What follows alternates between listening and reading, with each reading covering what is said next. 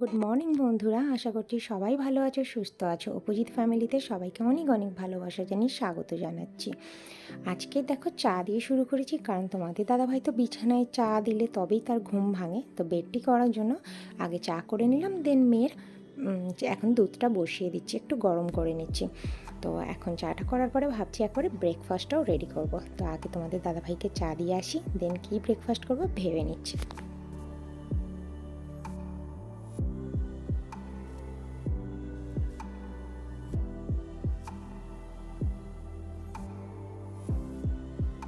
তোমাদের দাদা ভাইয়ের বেরোতে বেরোতে 9টা সাড়ে 9টা বাজবে, সাড়ে 9টা না 9টাই বেরিয়েছিল। তো তাই ভাবলাম চটজলদি করে নিই, 7:30 এখন বাজে। একটুখানি ময়দা দিয়ে পরোটা আর একদম ঝোল ঝোল কালো জিরে দিয়ে আলু তরকারি। তো যেই ভাবা সেই কাজ। আজকের ব্রেকফাস্টে ভাবছি একটুখানি পরোটা বানাবো আর একটু একদম পাতলা ঝোল ঝোল আলুর তরকারি বানাবো কালো জিরে দিয়ে। তো যেই ভাবা সেই কাজ। সেই জন্য আমি আজকের এখন ময়দা নিয়ে নিলাম, সামান্য একটু চিনি আর একটু নুন দিলাম। অনেকে পরোটা করলে আমি দেখেছি যে শুধু নুন দেয়, আর লুচি করলে চিনি দেয়, বাট আমি পরোটাটা যখন করি একটু নুন মিষ্টি দিয়েই করি।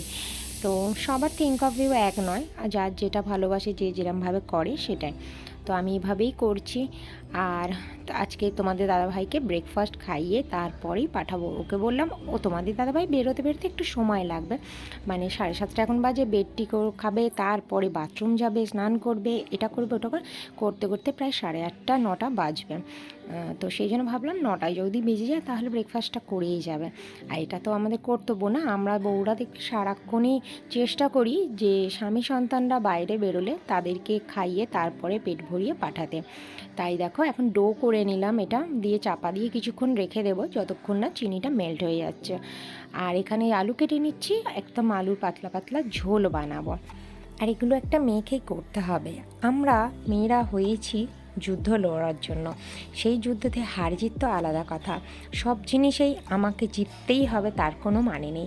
কোনো কোনো জায়গায় হার মানতে হয়, মেনে নিতে হয়। যেমন শ্বশুরবাড়িটা এমন একটা জায়গা না, যেখানে তোমাকে হার জিতের সব রুলসগুলো থাকবে, যেগুলো তোমাকে ভালো করে মেনটেন করতে হবে। সেই যুদ্ধে, সেই যে শ্বশুরবাড়িতে জীবন যুদ্ধটা তোমার চলবে জীবনের সাথে, সেই যুদ্ধে তুমি হারলে সমস্যা, তুমি জিতে যাবে তাতেও সমস্যা। মানে ওই একটা জায়গা এমন জায়গা, কিছু কিছু সময় মনে হয় হেরে যাওয়াটাই মনে শ্রেয়। জেতার থেকে হেরে যাওয়া সত্যিই শ্রেয় মনে হয় এই শ্বশুরবাড়ির এই জায়গাটাতে। কারণ যখন তুমি হেরে যাবে না একজন বৌমা হিসেবে, তখন দেখবে প্রত্যেকে খুশি হবে, প্রত্যেকটা শ্বশুরবাড়ির প্রত্যেকটা মানুষ খুশি, সেখানে তুমি ভালো বউ হিসেবে পরিচিত হবে। কিন্তু তুমি যদি শ্বশুরবাড়ি এই যুদ্ধটাতে যদি তুমি জিতে যাও, তাহলেই কিন্তু তোমার বদনাম। তাই কোনো কোনো সময় আমি মনে করি যে কোনো সময় হেরে যাওয়াটা অনেক শ্রেয় মনে হয়। তো সেই জন্য কিছু কিছু জায়গা, কিছু কিছু সময়, কিছু কিছু জিনিস আছে যেখানে হার মানতে হয়। সব সময় মাথা উঁচু করে জেতার কোনো প্রয়োজন নেই। আর এই যে বললাম জায়গাটা এরকমই, তুমি যদি জিতে যাও তাতেও একটু সমস্যা হবে, কিন্তু হেরে যাওয়াটাই বেশি সমস্যা কিন্তু হবে না। তো যাই হোক, আমি জানি না কতটা কাকে কি বোঝাতে পারলাম, তবে আমার থিঙ্ক অফ ভিউ দিয়ে আমি চেষ্টা করেছি। তো এখন চলে এসেছি এখানে হচ্ছে কি বলে আলুর তরকারিটা করতে, একদম ঝোল ঝোল, যেটা তোমাদের দাদাভাই ভীষণ পছন্দ করে। আমাদের বাপের বাড়িতে মানে সবসময় করা হতো যেটা আলুর তরকারি, সেটা না একদম গ্রেভি টাইপের করা হতো। আলুর তরকারি যেটাকে বলা হয় সেইটাকে মানে করতাম। কিন্তু এখানে আসার পর দেখছি তোমাদের দাদাভাই যেটা করে সেটা হচ্ছে একটু ঝোল ঝোল টাইপের, মানে কালো জিরে দিয়ে ঝোল টাইপের। মানে ও করে না, ও খেতে এটা ভালোবাসে। তো স্বামী যেটা ভালোবাসবে স্ত্রীকে তো সেটা করে দিতেই হবে, তাই নাকি? আমরা তো সবসময় এটাই চেষ্টা করি যে স্বামী সন্তান যেন সুখে থাকে, আর স্বামী সন্তানের জন্য আমরা যতটা পারবো ততটা নিজেকে উজাড় করে দেব।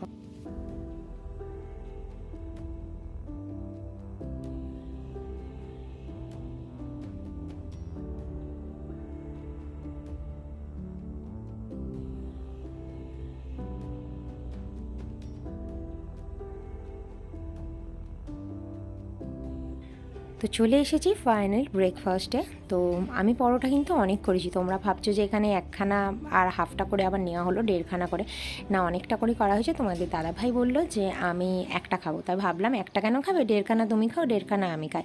তো দুটো এখনও তুলে রাখা হয়েছে, প্রায় 4-5টার মতো করা হয়েছিল, আই থিঙ্ক দুটো তোলা রেখে মানে তুলে রেখেছি।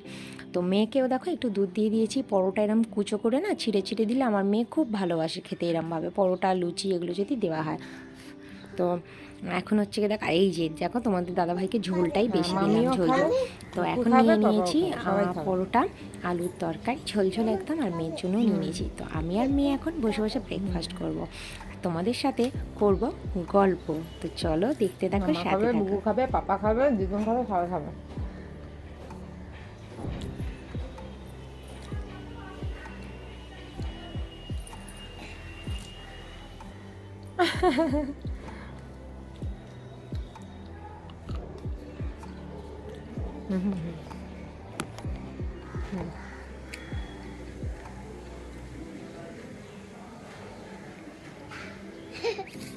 বলো গুড মর্নিং। আমি যেহেতু আমার হাতে ধরে আমার খাচ্ছি, ও খাবে, তাই তো?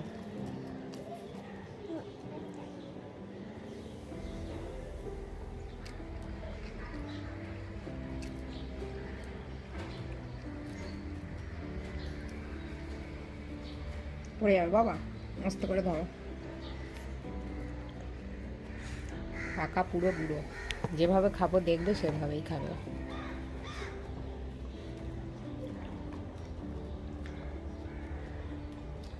আলুটা কেন বাবা,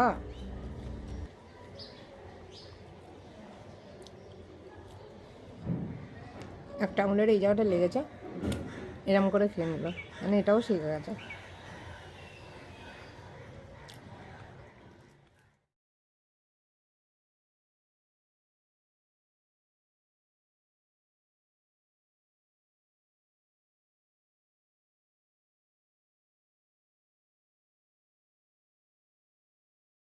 তো রোদ্দুরে বসে মা আর মেয়েতে ব্রেকফাস্ট করে নিলাম, বেশ ভালো লাগলো, বসে বসে গল্পও করলাম।